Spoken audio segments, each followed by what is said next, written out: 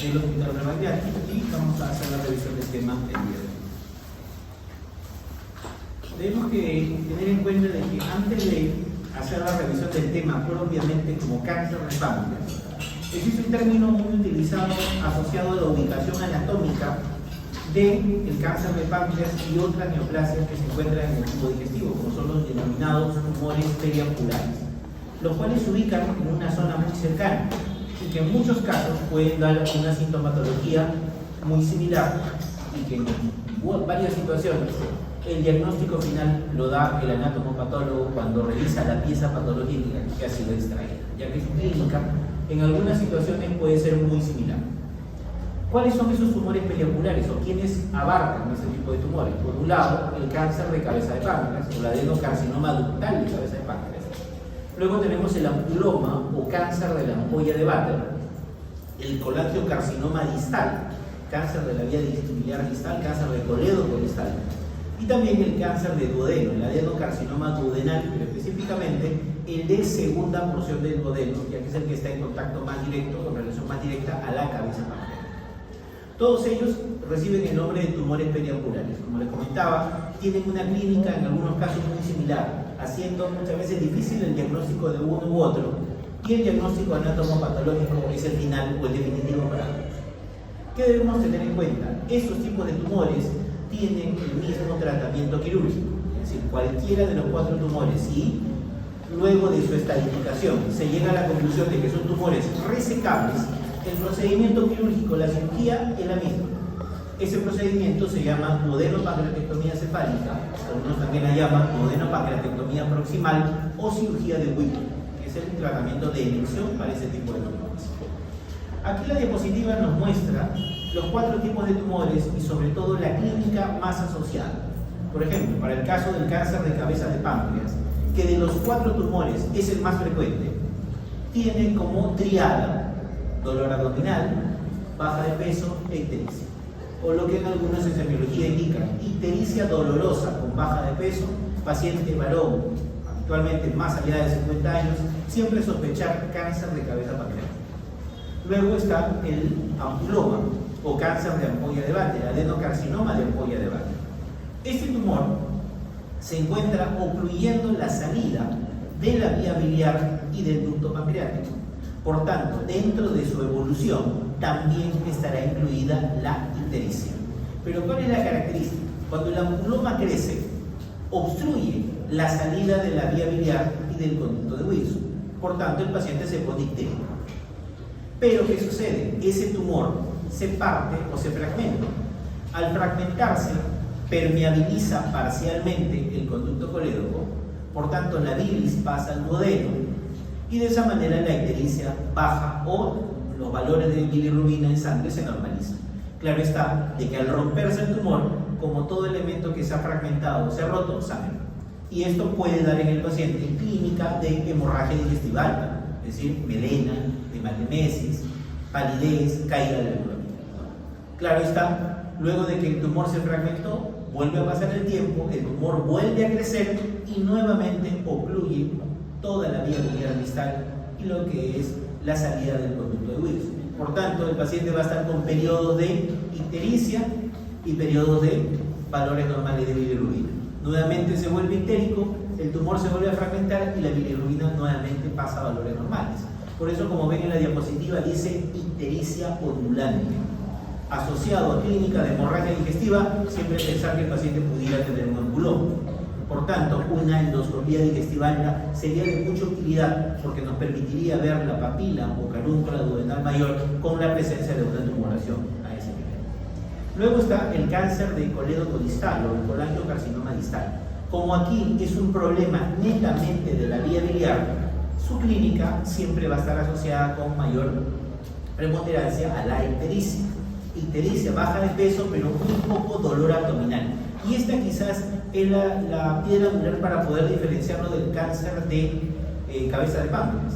El cáncer de cabeza de páncreas es una tumoración muy dolorosa. Ictericia, baja de peso y dolor abdominal, cáncer de páncreas. En cambio, ictericia, baja de peso sin dolor abdominal, siempre tener en cuenta que pudiera ser un colangiocarcinoma distal el que se encuentre como patología principal en estos casos. Y por último está el cáncer de duodeno, el cual tiene un compromiso sobre todo circunferencial a nivel de la pared duodenal. Por tanto, puede provocar la disminución de la luz del duodeno y esto generar una obstrucción digestiva alta. Y por otro lado, el tumor puede estar ulcerado y como tal puede desangrar. Por tanto, obstrucción intestinal y clínica de hemorragia digestiva también va a ser clínica asociada a los cánceres del duodeno, específicamente de segunda fase. Esto en relación a este gran término que muchos utilizan en la parte clínica, que es los tumores periangulares. Como ya mencionamos, de los 4 tumores, el cáncer de cabeza de páncreas es el más frecuente y a su vez es el más malo de los 4. Recuerden que cuando un paciente recibe un tratamiento por un cáncer, cualquier tipo de cáncer, el resultado de ese tratamiento, ya sea tratamiento de tipo quimioterapia, radioterapia o cirugía, se valora con la sobrevida.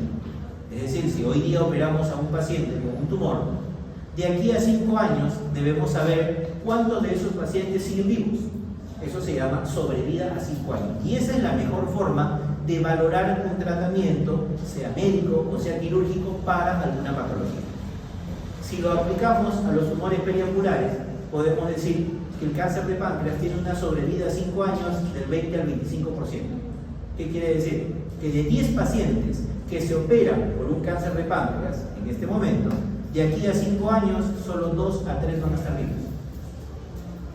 En cambio, de esos 4 tumores que vemos como tumores periangulares, el menos malo, porque no podríamos decir bueno, porque todos son neoplasias, sería el ampuloma, ya que su sobrevida ronda el 45 a 50% a 5 años. ¿Qué quiere decir? De 10 ampulomas que se operan en este momento, de aquí a 5 años, 5 estarán vivos, o la mitad de los pacientes que hemos operado van a estar vivos. Es decir, la sobrevida es significativamente mayor. ¿Qué más debemos tener en cuenta? Que de todos los cánceres del tubo digestivo, a pesar de que el cáncer de páncreas uno inicialmente lo ve como una lesión única del páncreas, muchas veces el paciente puede tener células neoplásicas ya diseminadas en otros órganos, lo cual hace que actualmente no se considere al cáncer de páncreas no solo como una enfermedad local, sino que como una enfermedad sistémica. Por eso que, aparte de la cirugía, también se incluye dentro de su tratamiento el uso de neoadyuvancia o adyuvancia posterior a la cirugía, con la cual uno busca ofrecer la mejor sobrevida a este grupo de pacientes. Debemos tener en cuenta que el cáncer de páncreas, por lo menos en Norteamérica, es la segunda causa de muerte y existen diferentes factores de riesgo. Uno de los principales es el tabaco. El tabaco es reconocido actualmente como uno de los principales factores de riesgo, al igual que la pancreatitis. También la diabetes, pancreatitis crónica para ser más exactos, y también la herencia. Si hay pacientes que han tenido familiares, tíos, padres, abuelos que han tenido cáncer de páncreas, es alta la probabilidad de que ellos también desarrollen cáncer de páncreas. Y cuando es un cáncer de páncreas que viene con un factor genético agregado, generalmente la descendencia tiene la aparición del cáncer a edades más tempranas. Y cuando un cáncer, sea de cualquier parte del tubo digestivo, aparece en edades tempranas, y llamamos a edades tempranas 40 años, 45 años, son cánceres mucho más agresivos que los cánceres que se puedan presentar en un paciente de 50, 60, 70 años. Y por ello el pronóstico muchas veces es muy malo, o la sobrevida es muy mala en esos pacientes, aún hayan recibido un tratamiento óptimo en el mejor lugar del mundo, por así decirlo. De todos los estudios diagnósticos que se pueden identificar para un cáncer de páncreas, la tomografía, y específicamente la tomografía trifásica o protocolo de páncreas, es la que más se utiliza y es el gold estándar para el diagnóstico, y no solo el diagnóstico, sino la estadificación del cáncer de páncreas, porque como vamos a ver más adelante, el cáncer de páncreas tiene 4 estadios, los cuales me demarcan si es que es quirúrgico o no es quirúrgico, y qué tratamiento o qué abordaje yo le voy a indicar al paciente. Asimismo, también la resonancia puede ser parte del diagnóstico, la endoscopía o la ecoendoscopía también puede ser vital para poder tener el diagnóstico, sobre todo en aquellos pacientes que no sean quirúrgicos de primera intención. Recordar que una de las principales opciones terapéuticas para el cáncer de páncreas es la cirugía. Como en la mayor parte de adenocarcinoma del tubo digestivo, la resección quirúrgica de tipo R0 es lo mejor que yo les puedo ofrecer a los pacientes con cáncer de páncreas. Pero aún así, ofreciéndole una cirugía con los estándares de disección oncológica o los criterios oncológicos de resección quirúrgica, a pesar de ello, el cáncer de páncreas, su sobrevida 20 a 25% a 5 años. Y eso no es solo en nuestro país, sino es una literatura mundial. Debemos tener en cuenta que el páncreas en general tiene dos partes, ¿no? El páncreas exocrino y el páncreas endocrino. Y dentro del páncreas exocrino, recuerden que es el que formaba los ductos, y a través de esos ductos van a pasar las enzimas pancreáticas desde la glándula hacia el duodeno. Recuerden que esas son para la digestión, amilasa, lipasa, proteínas. En cambio, el páncreas endocrino son los islotes pancreáticos, donde estaban sus células que producían hormonas. En el páncreas se pueden presentar tumores de los dos tipos a nivel de las dos partes del páncreas, tanto el páncreas exocrino como el páncreas endocrino. Pero ¿cuál es el más frecuente? El páncreas exocrino. El adenocarcinoma ductal de páncreas es el tumor más frecuente que tiene la glándula pancreática y pertenece precisamente al páncreas exocrino. Como ustedes lo pueden ver acá, hace una frecuencia del 90%. Asimismo, también existen tumores quísticos cistoadenomas serosos, cistoadenomas mucinosos, la neoplasia papilar intraductal mucinosa, los tumores sólidos pseudopapilares que también se pueden presentar en la glándula pancreática, pero obviamente con menor frecuencia. Debemos tener en cuenta que todo esto nace del epitelio del ducto pancreático. Recuerden que cuando ustedes ven cánceres del tubo digestivo, tipo pues estómago, duodeno, colon, todo ese cáncer comienza en la mucosa. Y a partir de la mucosa comienza a pasar a la submucosa, a la muscular, a la serosa o un órgano vecino. En el caso del cáncer de páncreas y del adenocarcinoma ductal de páncreas, esto se inicia en la mucosa de los ductos pancreáticos. Y es a partir de ahí de donde comienza a crecer a partir de unas lesiones llamadas lesiones intraepiteliales pancreáticas que tienen estas siglas denominadas PANIN, las cuales progresivamente van incrementando de tamaño hasta la formación de una masa sólida. El adenocarcinoma ductal, como ya habíamos indicado, representa entre el 85 hasta el 90% de todos los cánceres que tiene la glándula pancreática. De estos, recordemos que el páncreas tiene porciones anatómicas. Acá nosotros podemos ver en la imagen el duodeno ubicado a la derecha y aquí el vaso ubicado a la izquierda. De derecha a izquierda, la glándula pancreática tiene su cabeza con su proceso uncinado, el cuello pancreático, el cuerpo y la cola del páncreas. Debemos tener en cuenta que de toda la glándula pancreática, la cabeza del páncreas es la localización más frecuente que tiene todos estos tumores. ¿Qué más podemos indicar? Recordemos que la cabeza del páncreas en su cara posterior tiene una relación anatómica sumamente importante. ¿Cuál es? El colédoco. Por ello, que cuando un tumor crece en la cabeza del páncreas, puede comprimir o rápidamente infiltrar el colédoco. Y esto nos da una característica clínica muy frecuente de los tumores de cabeza del páncreas. ¿Cuál es? La ictrítica. Precisamente esto es lo que muchas veces lleva a tener un diagnóstico rápido de los tumores de cabeza del páncreas. En cambio, vean qué sucede con lo que es el cuerpo cola.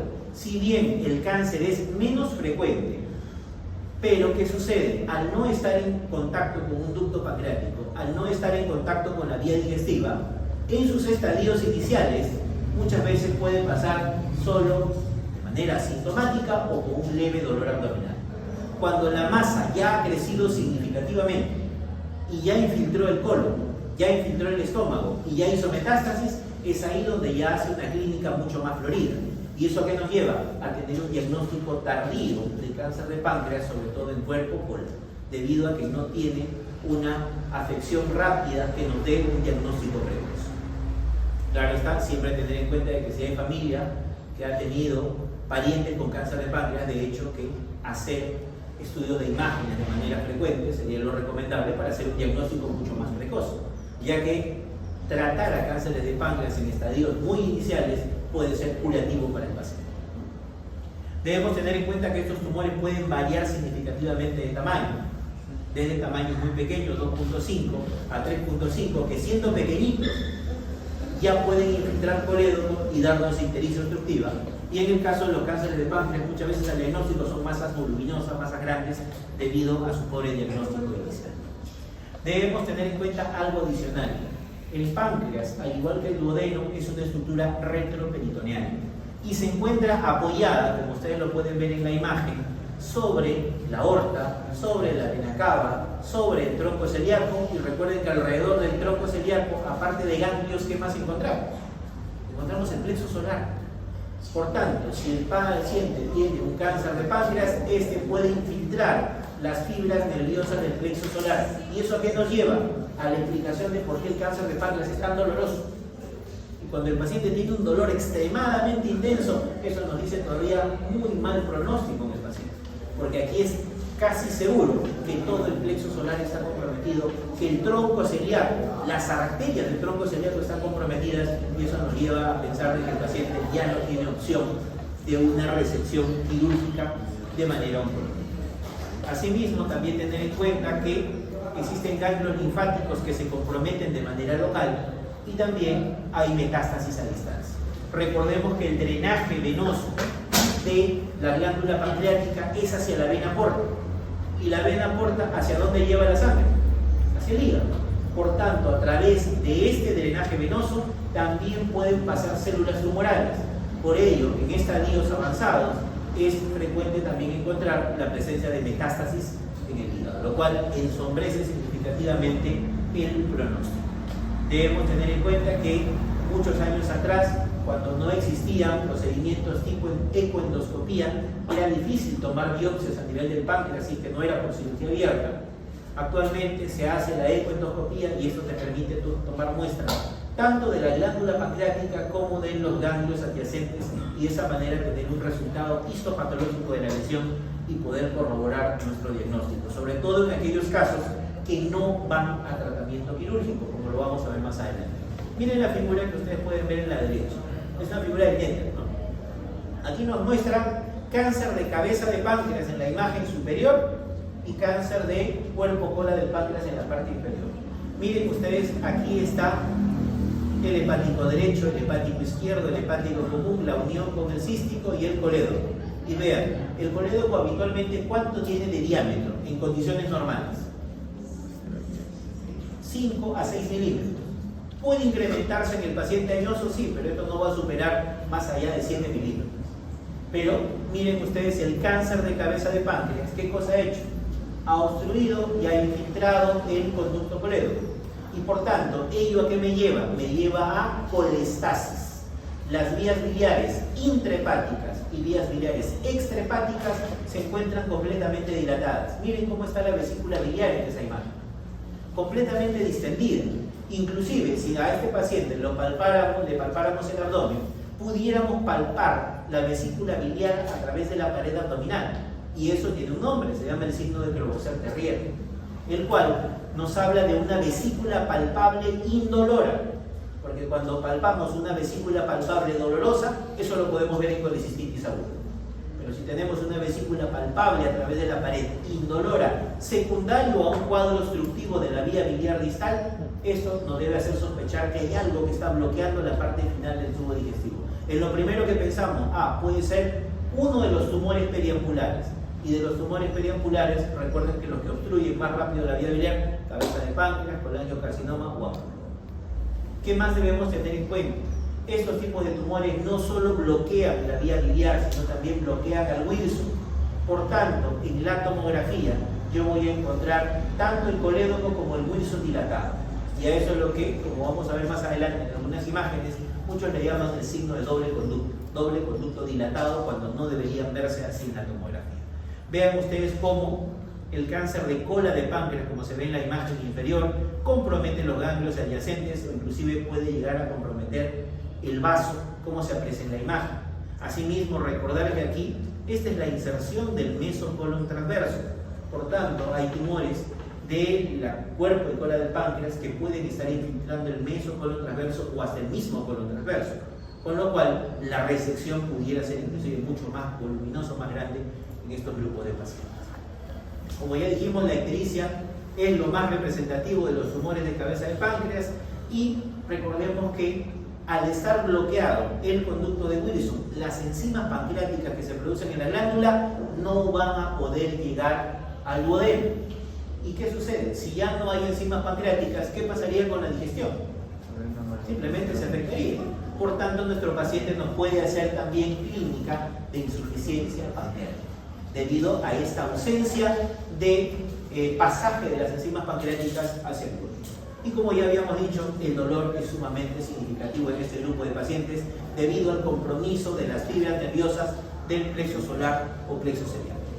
Otros síntomas que se pueden agregar, obviamente ya son un poquito menos frecuentes: náusea, fatiga, anorexia, pérdida de peso. Los cánceres de páncreas son muy consultivos, por tanto, en pocos meses los pacientes con cánceres de la cabeza del páncreas pueden bajar significativamente de peso.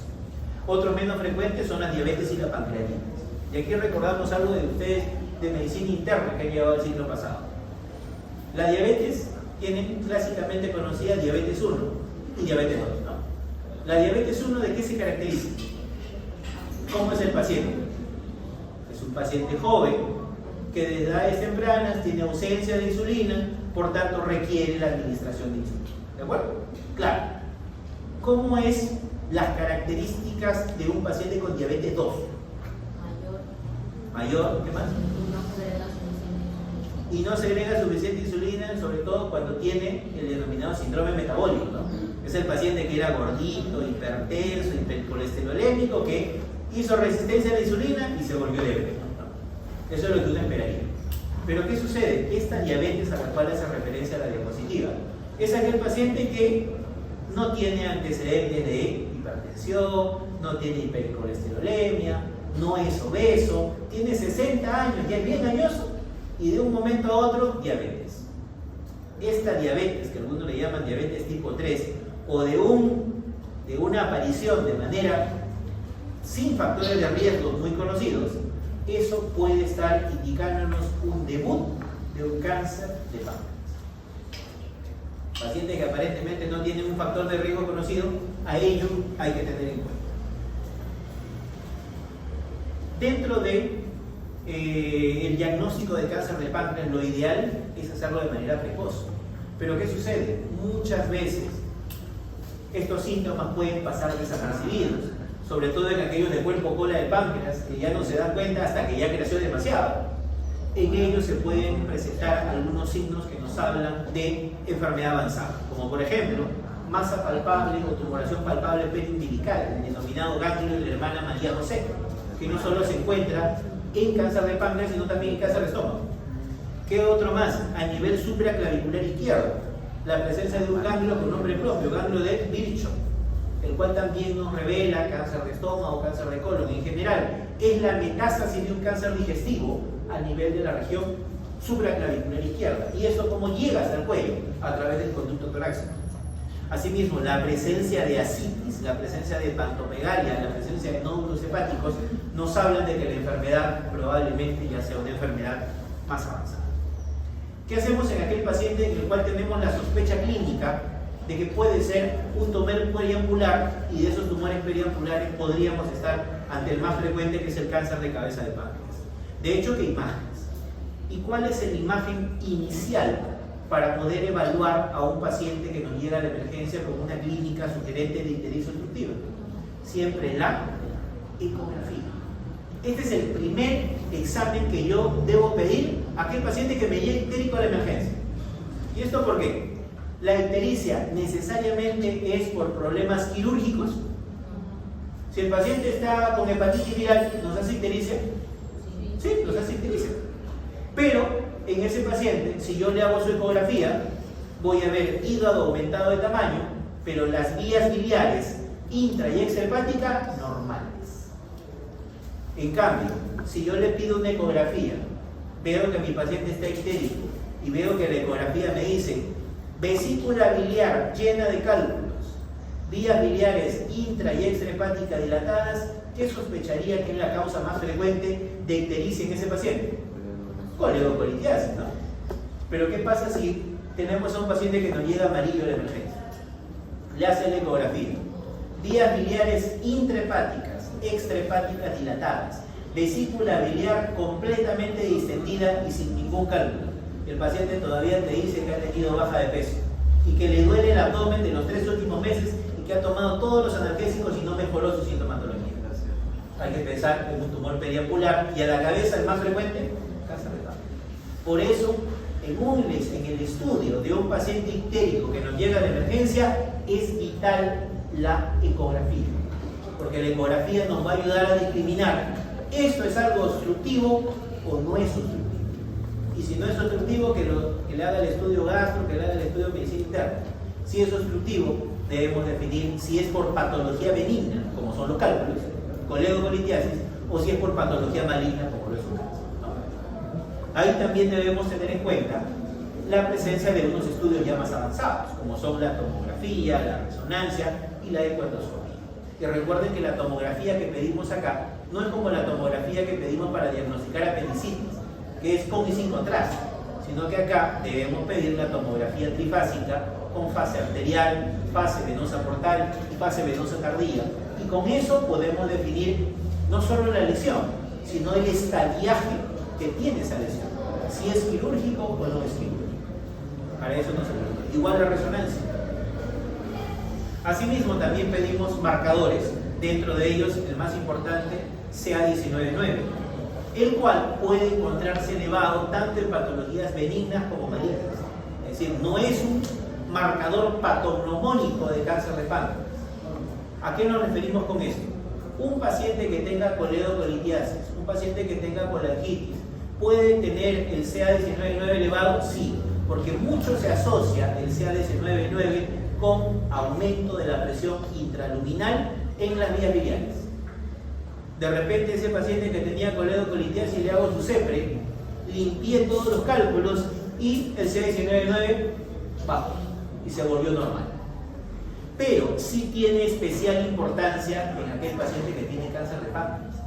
Si yo tengo un paciente con cáncer de páncreas en la tomografía y su CA19-9 me sale muy elevado, sin haber ictericia, sin haber un aumento de la presión muy significativa de la vía biliar, ¿esto qué nos puede hablar? De que de repente ya no estamos ante una enfermedad localizada y de repente el paciente ya tiene células tumorales en pulmón, en cerebro, en hueso, y probablemente la enfermedad esté mucho más avanzada de lo que estamos viendo en la tomografía.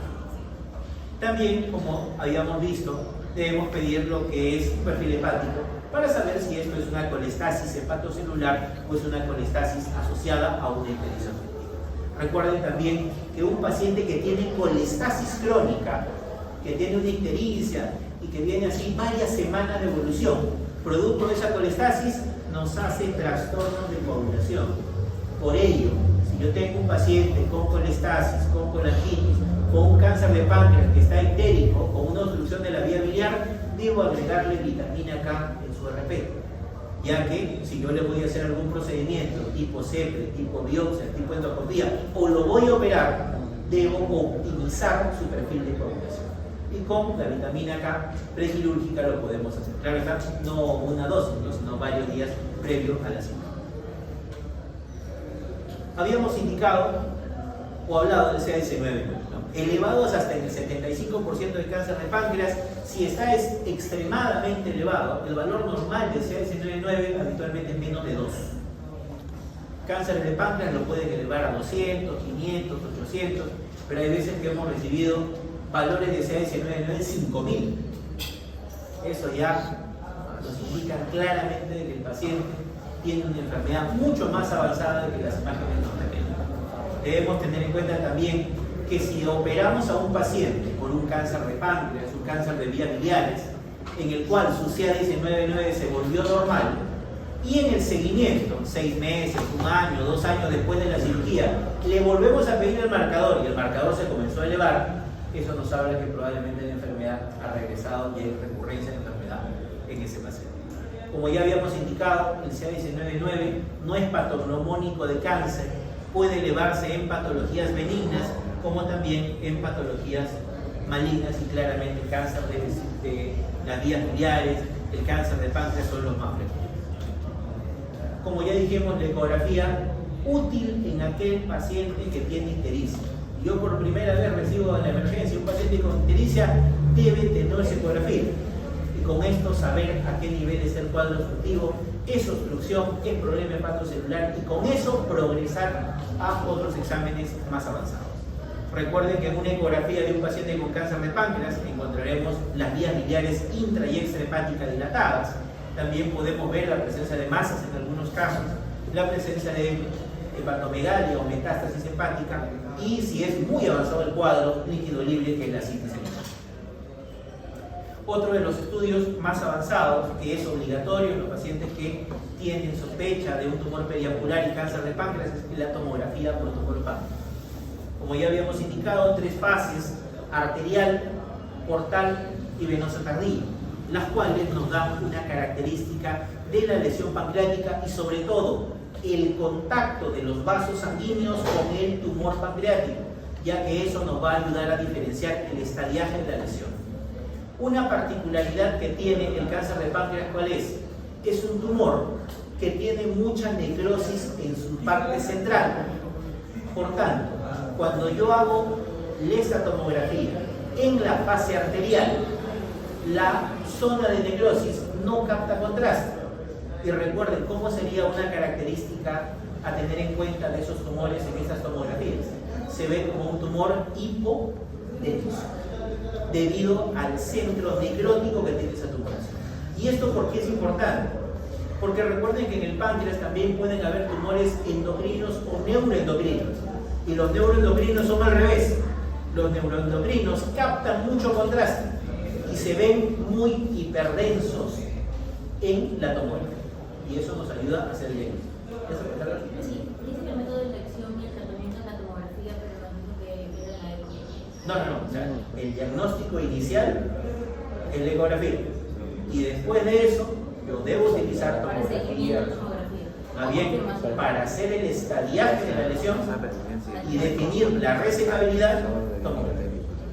Ahora, recuerden que hay contraindicaciones para la tomografía.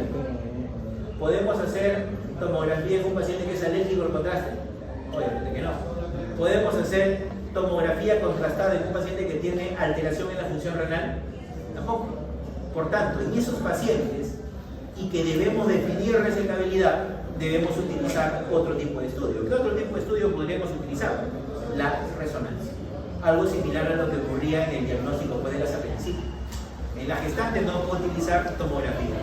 En pacientes renales no puedo utilizar tomografía. En pacientes alérgicos al contraste no tomografía. Entonces, ¿qué hacemos? Resonancia. Algo parecido también.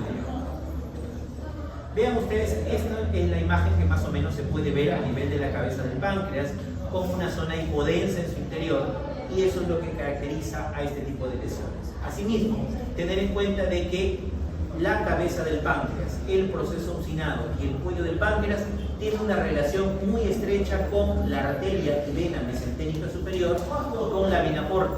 Precisamente la tomografía trifásica nos permite poder identificar esa relación vascular que existe en esos casos. Esto para la cabeza del páncreas, pero en el caso de cuerpo con la del páncreas debemos ver la relación que existe entre el cáncer de cabeza, cuerpo del páncreas, con el tronco celíaco, con la arteria hepática, con la arteria plénica, obviamente vasos. Miren ustedes acá nuevamente, acá está la fase arterial de un paciente con cáncer de cabeza de páncreas. La lesión hipodensa que vemos en la parte central, esto nos habla de una lesión de tipo adenocarcinoma ductal de páncreas. Y miren qué particularidad les llama la atención de la vesícula biliar.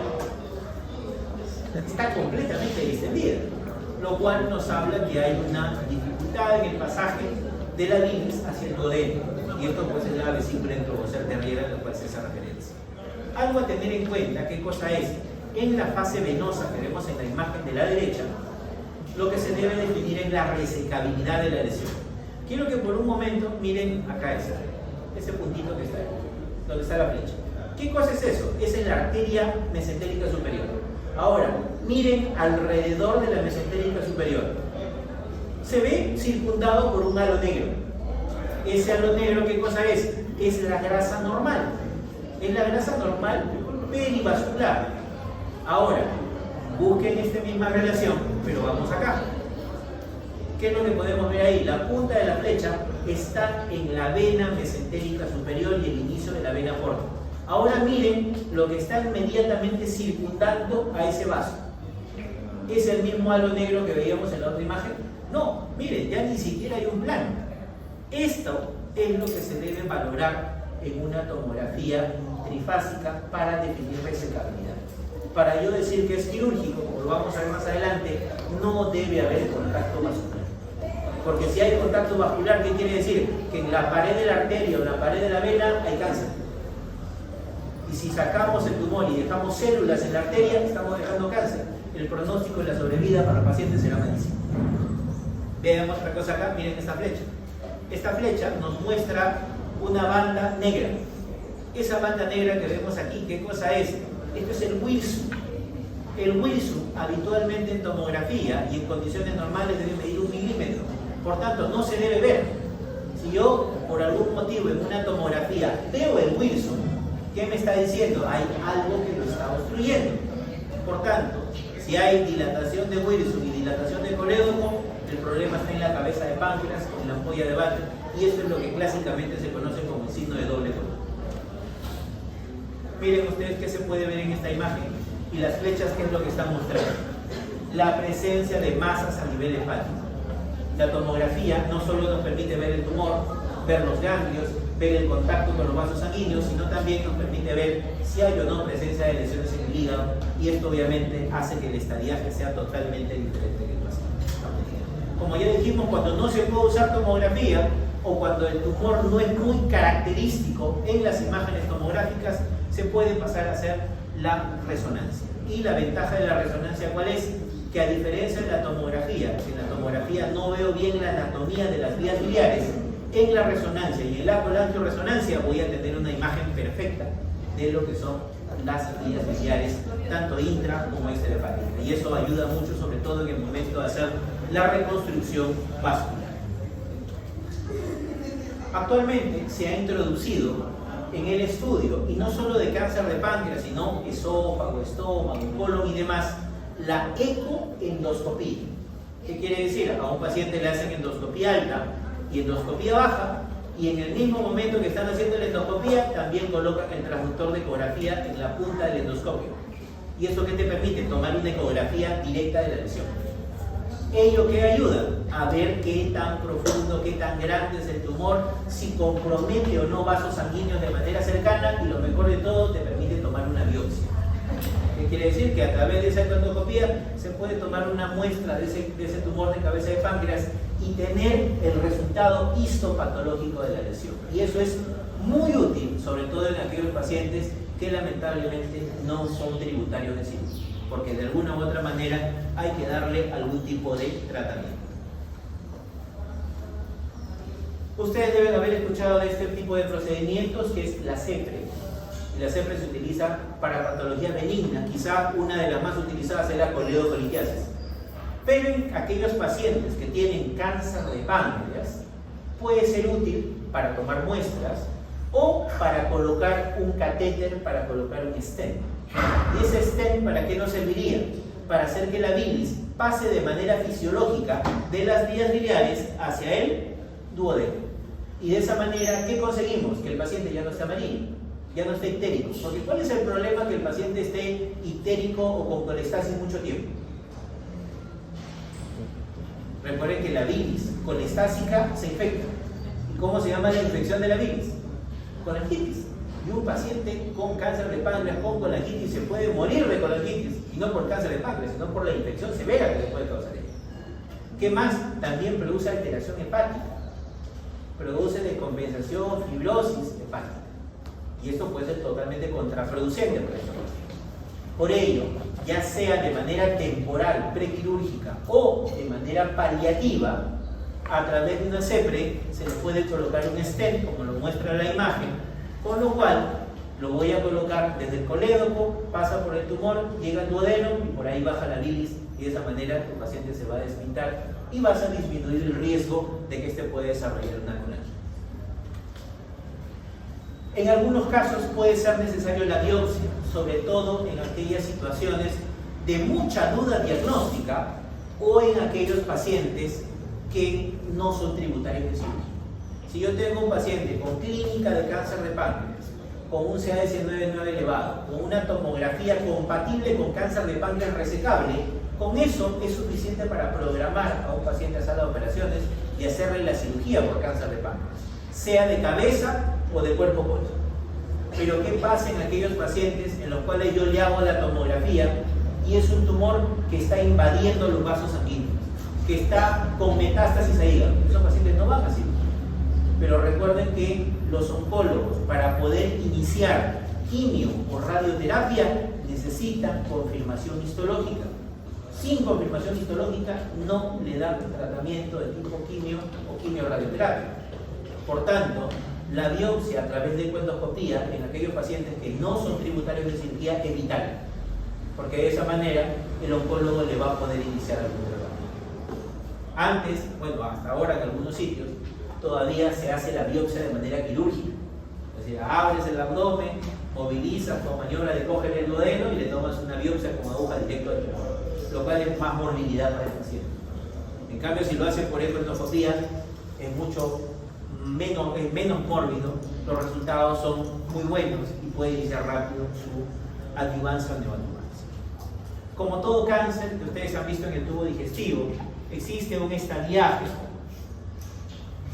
el clásico TNM, el tumor basado pues en el tamaño del tumor y el compromiso no solo local sino también vascular, el M, la presencia o no de nódulos linfáticos comprometidos, y la M, clásicamente, la presencia o no de metástasis. Recuerden que este TNM nos lleva a los estadios, ¿no? Estadio 0, estadio 1A, 1B, 2A, 2B, 3 o estadio 4. Pero algo que también debemos agregar ahora, y es lo que se utiliza para poder catalogar a todos los cánceres de páncreas, se basa en este cuadrito también del NCCN, que es los criterios o los estadiajes de resecabilidad que tiene el cáncer de páncreas. El primero es el denominado cáncer de páncreas resecable. Cuando se habla de un cáncer de páncreas resecable, es aquella tumoración localizada, ya sea en cabeza, cuerpo cola del páncreas, que no tiene infiltración a los vasos mesentéricos.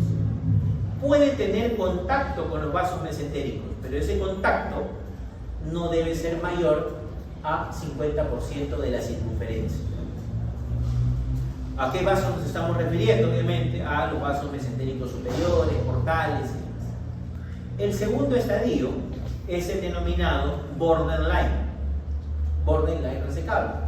Es aquel paciente que tiene una tumoración que, si bien no está infiltrando la arteria y la vena mesentérica superior ni la porta, pero sí tiene un contacto vascular, como lo pueden ver en la imagen que está aquí. Miren, en este caso ya hay un contacto vascular y este contacto vascular es menor de 180 grados. Este contacto vascular, ¿qué nos hace pensar? De que si bien en una cirugía yo pueda forzar la separación del tumor de la vena o la arteria, yo puedo dejar células tumorales en esa vena o arteria. ¿Y eso qué cosa va a llevar? A que el paciente a futuro vuelva a aparecer la enfermedad. Por ello, al tratamiento del borderline, como vamos a ver más adelante, se le da principalmente alternativas. El tercer estadio se llama localmente avanzado. ¿Qué quiere decir? Y acá lo podemos ver en esta figura, en la segunda figura que está aquí, tanto en la vena como en la arteria, estas dos últimas.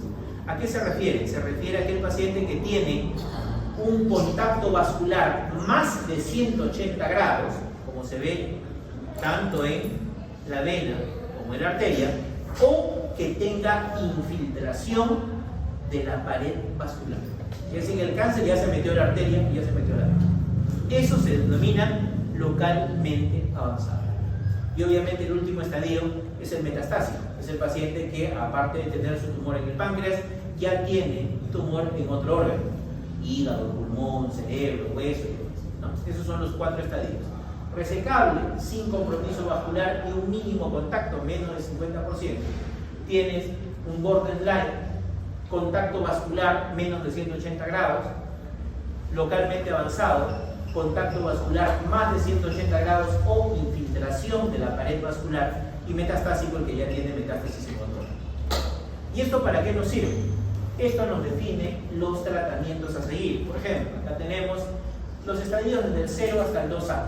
Y aquí estamos englobando a los resecables. Recuerden, los resecables, no metástasis, no infiltración vascular, mínimo contacto de un vaso sanguíneo. Y acá están los otros estadios. El estadio 3 es el borderline, sí tiene contacto vascular menos de 180 grados y el localmente avanzado más de 180 grados con compromiso de la pared o infiltración de la pared. Y el último es el metastásico, que si lo correlacionamos con los estadiajes es el estadio 4 del enfermedad. ¿Qué podemos hacer en ellos? Si estamos ante un paciente con cáncer resecable, aquí me interesa la ubicación anatómica. Y acá vamos a dividir la glándula pancreática en dos partes. Por un lado, los tumores que infiltran cabeza y proceso usinado del páncreas. Y por el otro lado, los que comprometen cuerpo-colon. ¿Por qué? Porque la cirugía es únicamente de dos tipos. Una para el cáncer de cabeza y otra para el cáncer de cuerpo-colon. Si el paciente tiene un cáncer de cabeza de páncreas, el procedimiento, la cirugía de elección es la duodeno-pancreatectomía cefálica o cirugía de Whipple, la cual, como vimos en la primera diapositiva de la clase, es el procedimiento quirúrgico que se hace a todos los tumores periapulares. ¿Qué pasa si el tumor está en cuerpo-cola? El tratamiento consiste en resecar cuerpo-cola del páncreas y también incluir al vaso. Eso se llama pancreatectomía corporo-caudal.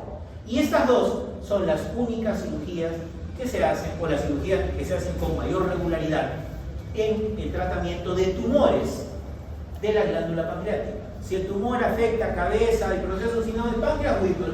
Si el tumor afecta cuerpo, cola del páncreas, sea los tumores de tipo adenocarcinoma o, como vamos a ver más adelante, los tumores quísticos de páncreas, la cirugía se llama pancreatectomía distal o corporo caudal.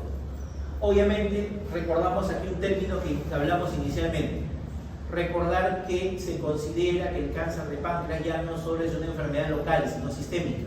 Si bien yo puedo sacar el tumor directamente del páncreas, pueden haber células tumorales circundando y esto me da un mal pronóstico. Por eso se dice que todo paciente que es resecable, le hago la Whipple, le hago la pancreatectomía distal según sea el caso. Posterior a ello, debo darle quimioterapia adyuvante a manera de un refuerzo o para poder matar cualquier otra célula que esté circundando por ahí en otro órgano. ¿Y esto a qué me lleva? A mejorar la sobrevida del paciente, a tratar de que mi paciente se encuentre dentro de ese 25% de sobrevida a 5 años que la estadística mundial nos dice. ¿Qué pasa con los borderline y con los localmente avanzados? Estos pacientes no son quirúrgicos. ¿Por qué? Porque se ha demostrado que, sobre todo en el borderline, que si yo fuerzo la cirugía, dejo células tumorales. Y al dejar células tumorales, pobre pronóstico, pobre evolución para el paciente. Por tanto, borderline y localmente avanzado, ¿qué es lo que se hace? Se toma biopsia de la lesión. Se confirma que estamos ante un adenocarcinoma ductal de páncreas y una vez confirmado, damos el tratamiento de tipo neoadyuvante. Recuerden que aquí aparecen dos términos, neoadyuvante y adyuvante. ¿A qué se refieren esos términos? Que seguro vamos a usar mucho porque esta segunda parte del curso es puro cáncer. Exacto. Neoadyuvante antes de una cirugía, adyuvante posterior a una cirugía. Entonces los localmente avanzados y los borderline van a neoadyuvancia. Luego de ir a todos sus ciclos de neoadyuvancia, se hace una tomografía y se valora nuevamente el estadiaje de la lesión. En algunos casos el tumor que estaba de un tamaño grande o que comprometía vasos sanguíneos se redujo y ya dejó de comprometer vasos sanguíneos. Si esa fue la evolución del paciente, ¿qué le podemos ofrecer al paciente? La mejor terapia o la mejor opción curativa que se le puede ofrecer al paciente es sacar el tumor. Es decir, puede ir a cirugía. Obviamente hay que ver la respuesta. Y aquí tener en cuenta algo. La respuesta no va a ser igual en todos los pacientes. Hay pacientes que le dan neoadyuvancia y el tumor de estar de 5 o 6 centímetros comprometiendo vasos sanguíneos se vuelve de 2, 3 y se hace resecable. Y el paciente tiene una opción de curación. Pero hay pacientes que por más quimioterapia que le dan, o la mejor quimioterapia que le pueden dar, el tumor sigue igual o inclusive creció más o hasta hizo metástasis. Eso es variable para cada paciente. ¿Qué pasa si el paciente que estamos evaluando lamentablemente fue a terapia neoadyuvante y no hubo una buena respuesta? Más bien creció o hizo metástasis. En este paciente habrá progresión de enfermedad y solo irá a cuidados paliativos. El borderline, algunos dicen que se puede hacer cirugía, está reportada en la literatura que se puede hacer, pero con un alto riesgo de dejar enfermedad. Por eso lo ponemos en línea de punto. ¿Qué pasa en el estadio metastásico? En estos pacientes se puede utilizar quimioterapia, una quimioterapia de tipo sistémica, con el objetivo de mejorar la sobrevida. ¿Qué quiere decir? Si tenemos un paciente con cáncer avanzado o cánceres metastásico en otros órganos, si no le damos nada, el paciente puede tener una sobrevida de 2 meses, 3 meses, 4 meses. Pero si le damos quimioterapia sistémica, quizás su sobrevida pueda llegar a 6 meses, 9 meses, 1 año. Es decir, lo único que estamos haciendo es aumentar un poco más su tiempo de vida. Claro está de que eso no es una regla matemática. Hay pacientes que, a pesar de la quimioterapia que se le pueda ofrecer al paciente, no tienen mayor beneficio, y hay otros que simplemente no la toleran. Porque, como todo efecto farmacológico, tiene efectos adversos y a veces es intolerable para algunos pacientes. Pasamos a la parte quirúrgica, que es lo que venimos a desarrollar el día de hoy. Vean ustedes la imagen. La imagen pone aquí al modelo: cabeza del páncreas, proceso uncinado, cuello del páncreas, cuerpo y cola. Vean ustedes, detrás de todo este complejo pancreato-duodenal está la vena cava, la arteria aorta, está el tronco celíaco, arteria esplénica, arteria hepática, y de abajo hacia arriba, por delante del proceso uncinado y por delante de la tercera porción del duodeno, la vena mesentérica superior y la arteria mesentérica superior. Recuerden que la vena mesentérica superior pasa por detrás del cuello del páncreas, se une con la esplénica y ambas van a formar la porta. Esta figura, ¿qué nos quiere decir? La línea negra que ustedes ven ahí, justo pasando por el cuello del páncreas, es el punto donde el páncreas se va a cortar. Si yo tengo un paciente con un tumor en cabeza de páncreas, ¿cómo se llama su cirugía? ¿Qué es lo que hago? Corto en el cuello del páncreas y reseco todo lo que está a su derecha. Eso es una duodenopancreatectomía cefálica o cirugía de huevo. ¿Qué pasa si el paciente tiene un tumor en cuerpo-cola? Corto en el cuello del páncreas y reseco todo lo que está a su izquierda. Por ello, son los dos procedimientos más utilizados en el manejo de los tumores de cabeza y cuerpo-cola del páncreas. Tanto el adenocarcinoma ductal, que es el tema principal que estamos viendo hoy día, como para los tumores quísticos, que también tienen estas dos localizaciones. Por tanto, solo encuentro 2 cirugías a tener en cuenta aquí. Y depende mucho de la localización de la lesión. Acá la figura nos muestra en primer lugar la anatomía normal. Miren ustedes, esófago, estómago, duodeno, cabeza del páncreas, proceso uncinado, cuello, cuerpo, cola. Aquí está el hígado, los 2 conductos hepáticos, el hepático común, su unión con el cístico, la formación del colédoco y la ampolla de Bacchi. Cuando se hace una duodenopancreatectomía cefálica, lo que se aprecia aquí, que está señalando la flecha, esta es la pieza operatoria de una duodenopancreatectomía. ¿Qué incluye esa pieza operatoria? Incluye el antro gástrico, incluye el píloro, primera, segunda, tercera, cuarta porción del duodeno, ángulo de Treitz y aproximadamente 10 a 15 centímetros de yeyuno. Incluye la vesícula biliar, parte del hepático común, cístico, todo el colédoco, cabeza, proceso uncinado, cuello del páncreas. Todo eso es la pieza operatoria de una duodenopancreatectomía cefálica o cirugía de huevo.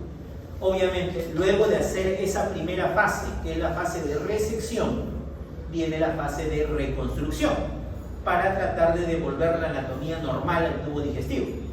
Y se van a utilizar, como se ve en la imagen de abajo, 3 uniones o 3 anastomosis. La primera entre páncreas y yeyuno. De esa manera, el jugo pancreático que produce cuerpo-cola debe unirse nuevamente al tubo digestivo y se llama pancreato-yeyuno anastomosis. La segunda es la unión entre el colédoco o el hepático común y el yeyuno. De esa manera, la bilis que produce el hígado vuelve al tubo digestivo. Y la tercera es la unión entre el estómago y el yeyuno. De esa manera, lo que uno come y va directo al estómago pasará al yeyuno. Entonces, son las 3 anastomosis que se hacen en este tipo de cirugías.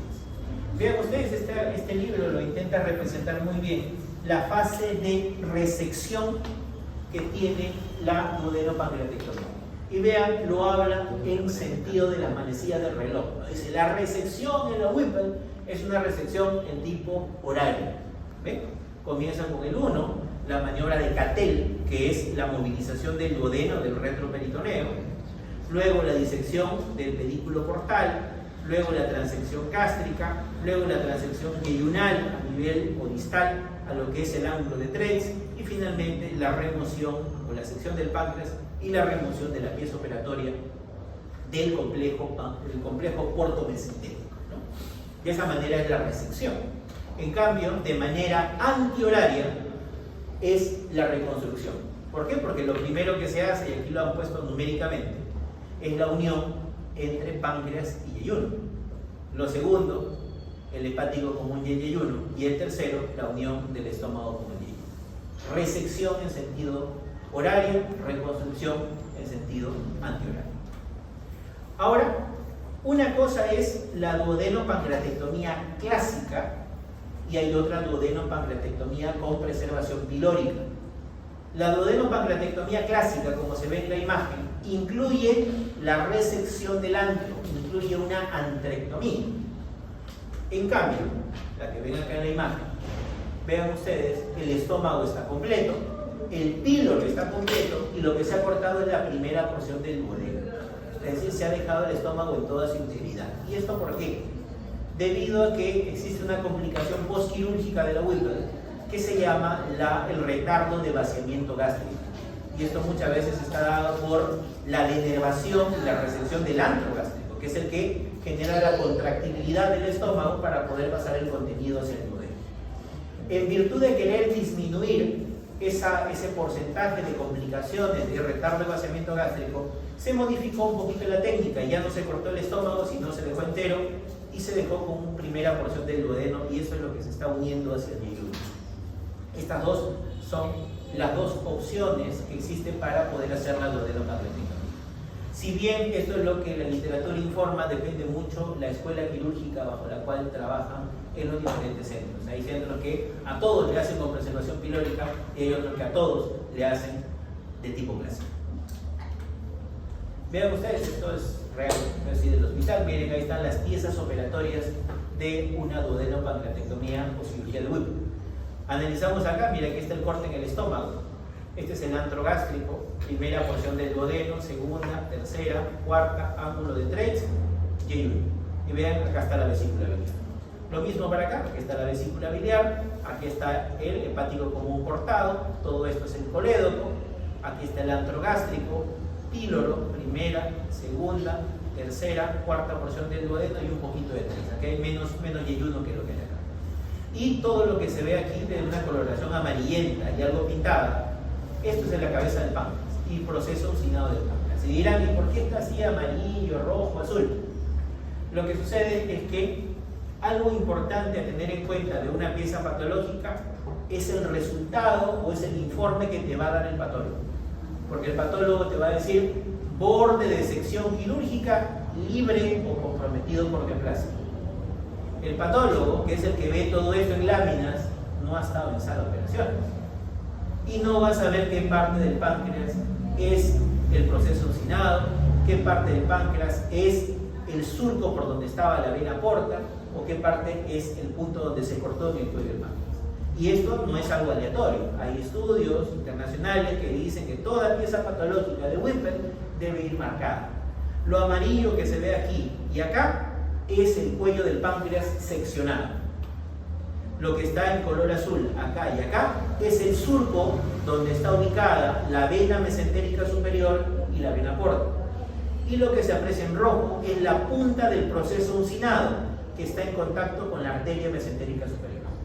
Cuando el patólogo te informa de esta pieza patológica, te tiene que decir si el estómago estaba comprometido por cáncer, vesícula comprometido por cáncer, hepático común comprometido por cáncer, yeyuno comprometido por cáncer, y te tiene que decir estos tres si tienen o no compromiso de neoplasia, ya que eso depende del estadiaje postquirúrgico que se le haga.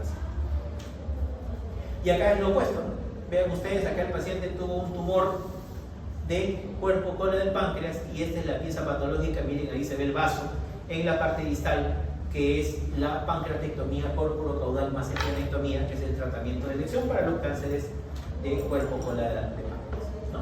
Recordemos que el tratamiento paliativo que se le puede ofrecer a un paciente, o en sí, la paliación que se da en el cáncer, se refiere a aquel tratamiento enfocado a mejorar la calidad de vida del paciente. ¿Cuáles son los 3 problemas que pueden afectar la calidad de vida de un paciente con cáncer de páncreas? 1, ictericia. ¿Por qué? Porque el tumor ocluye la vía biliar y el paciente está amarillo, icteria. Y si esto ocurre, mi paciente puede hacer colangitis y se puede morir de colangitis. El segundo, el tumor puede crecer tan grande que obstruye el duodeno. Y si obstruye el duodeno, ¿qué problema le va a causar al paciente? Obstrucción intestinal alta. ¿Y qué más? Dificultad en la tolerancia oral. No va a poder comer el paciente. Y el tercero, recuerden que el cáncer de páncreas compromete e infiltra el plexo solar, por tanto dolor. Y a estos pacientes le pueden poner opioides, le pueden poner todo tipo de fármacos habidos y por haber, y aún así siguen con un dolor muy marcado. Dolores que no lo dejan ni hasta dormir al paciente. Entonces, estos son los 3 problemas que hay que tener en cuenta en ellos. Hay procedimientos quirúrgicos paliativos para un paciente de cáncer de páncreas que se harán en aquellos que no son tributarios de una cirugía curativa, cierto.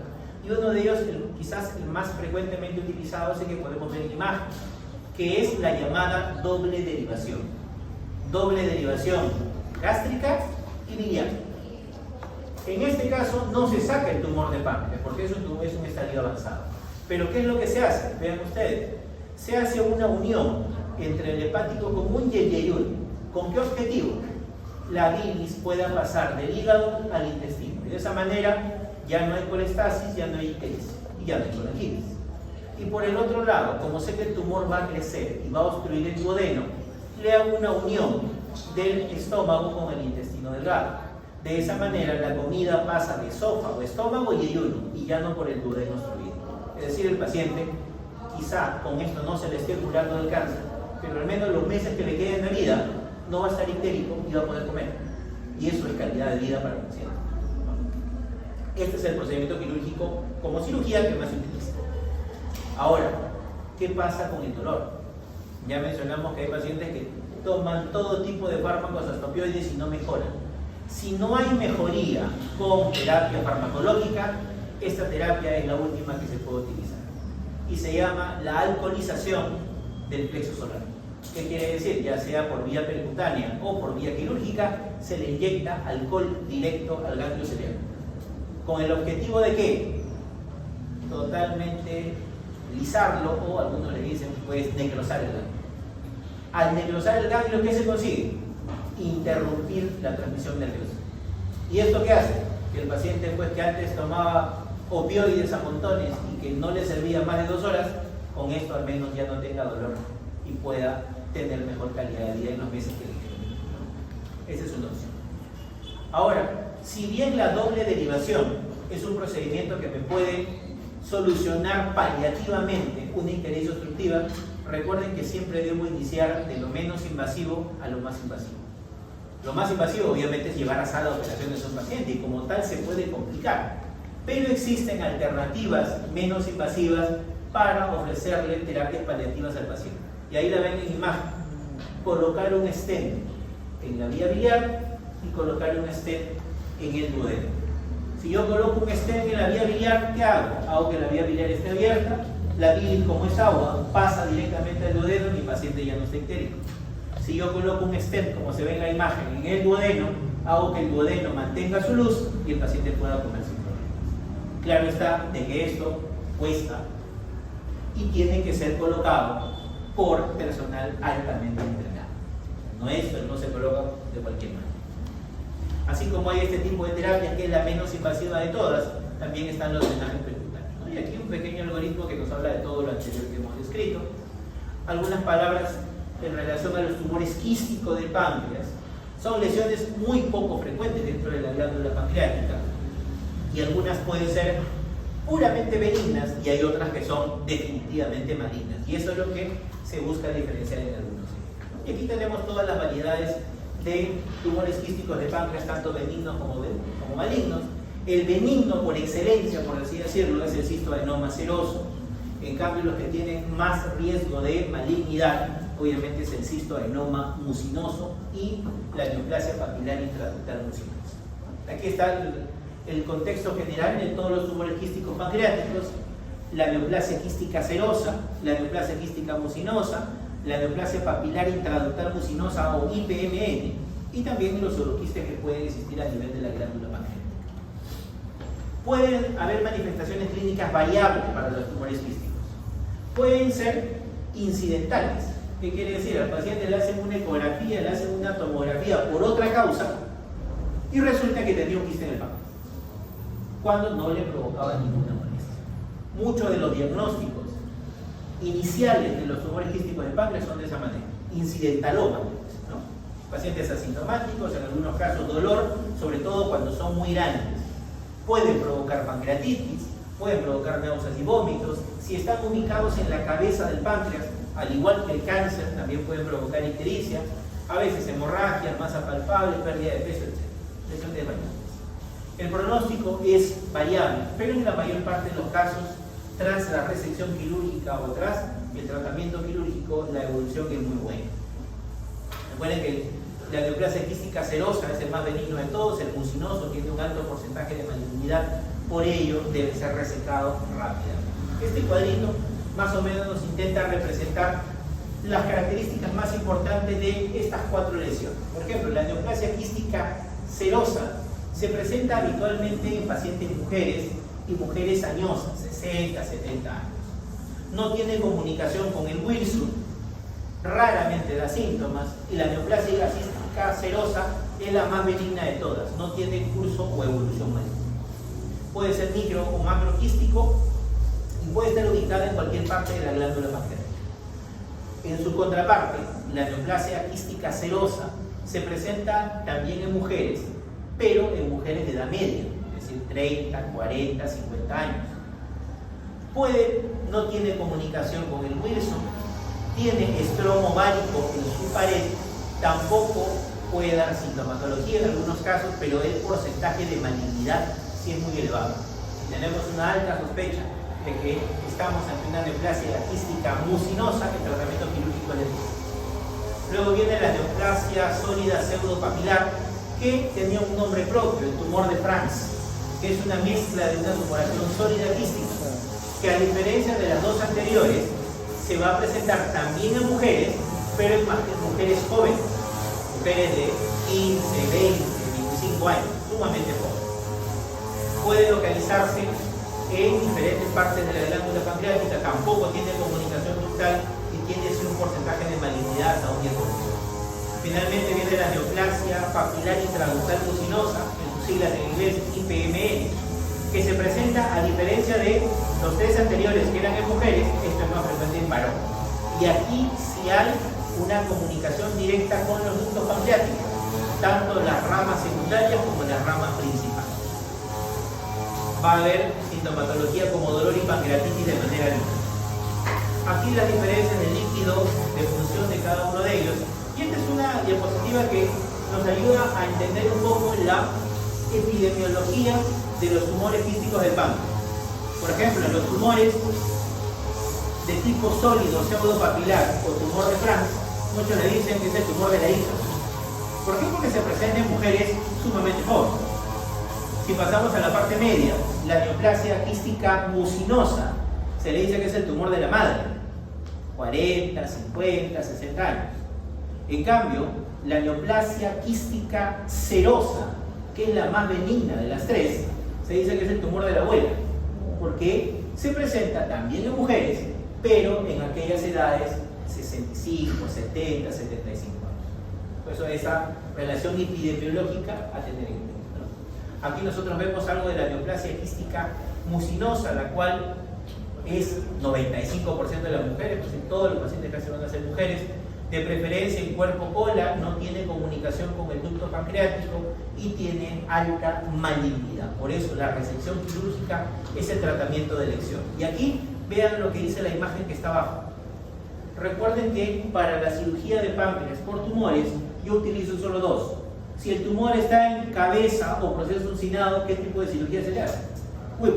Si está ubicada en cuerpo-cola, que es su ubicación más frecuente, ¿qué le hacemos? Pancreatectomía distal, como sin esplenectomía, que es lo de Siglar y Salopexia. Vean ustedes, acá vemos el tumor sólido pseudopapilar o tumor de Franz, que es el nombre propio. Vean ustedes, masas grandes, tumoraciones heterogéneas, sólido-quísticas, inclusive con hemorragias o necrosis en su interior, y que epidemiológicamente se presentan sobre todo en mujeres jóvenes en un rango de edad habitualmente menor a los 30 años. Aquí nuevamente se ve el tumor de Franz, miren el contenido heterogéneo, sólido-quístico en su interior. Y al igual como habíamos indicado, tumor de Franz ubicado en cabeza de páncreas, Whipple, ubicado en cuerpo-cola, pancreatectomía distal. Ahí sí no hay ninguna diferencia. Tumor de Franz, quirúrgico. Neoplasia quística mucinosa, quirúrgica. Vemos aquí al IPMN. Recuerden que este tipo de tumor, a diferencia de los anteriores, es en varones y sí tiene comunicación con los ductos pancreáticos, comunicación con el Wilson o con las ramas secundarias. Recordar que este tipo de tumoraciones a la larga puede terminar en un adenocarcinoma ductal de páncreas. Por tanto, los IPMN de rama principal que afectan el Wilson son quirúrgicos. Y de la misma manera, ubicados en cabeza, proceso finado, Whipple, ubicado en cuerpo-cola, pancreatectomía distal. Aquí está la neoplasia más benigna de todas, que es la neoplasia quística serosa. Como habíamos visto en la diapositiva donde figuraba la familia, es el tumor de la abuela. Tumor más frecuente en edades muy avanzadas y es la neoplasia quística más benigna de todas. Por tanto, a diferencia de los tumores quísticos que hemos visto anteriormente, en este tipo de neoplasia se puede utilizar la observación o la terapia no quirúrgica como tratamiento de estos pacientes. ¿Por qué? Porque es curso benigno. ¿Qué es lo que sí podría hacer quirúrgica a esta lesión? Que el tumor sea sintomático. ¿Qué quiere decir? Si el paciente tiene un tumor quístico seroso de 10 centímetros que está en la cabeza del páncreas y que comprime el colédoco y hace que mi paciente esté ictérico, de hecho que ahí se quirúrgico. Si tiene un tumor quístico seroso de 15 centímetros que está aplastando el duodeno y que el paciente a la punta sí puede tolerar un poquito de agua, quirúrgico. Si tiene un tumor quístico seroso inmenso que le produce un dolor intratable al paciente, quirúrgico. Si no tiene ninguno de ellos, no tiene dolor, no tiene ictericia, no tiene obstrucción, el tratamiento de un tumor quístico seroso es observación. Nada más. Listo, con eso acabamos.